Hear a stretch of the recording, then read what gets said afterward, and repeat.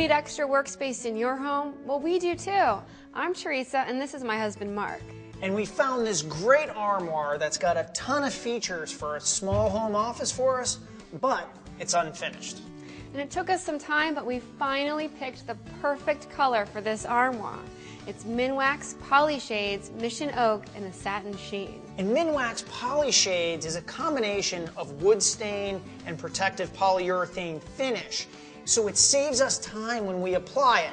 It gives us the color that we want and the durable, long-lasting protective finish that we need. And it brings out the wood grain, which I love. Now on this unfinished piece, we've already sanded it to open up the wood grain, and we've applied Minwax pre-stained wood conditioner, which will allow the wood to absorb the poly shades evenly. Then we're going to want to use a high-quality natural bristle brush. But before you apply the poly shades, you want to test it out on an inconspicuous spot, like an inside corner, just to make sure you picked the perfect color. Now the first step to applying poly shades is you want to make sure you stir. And then you dip your brush in about halfway, strike off the edge, and then you want to make sure you apply it with the grain. What you don't want to do with poly shades is over-apply it.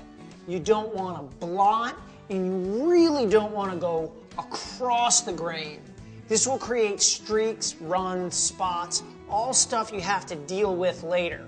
What you do want to do is what we call a wet edge. Keep the edge of the brush wet, and it'll give you a nice, even finish across the work. Now after we apply the first coat, we'll let it dry about 6 hours, and then we can apply a second coat. To see the finished piece and how we outfitted the interior of the armoire for our home office space, check out our other video. And for more great staining tips, visit minwax.com.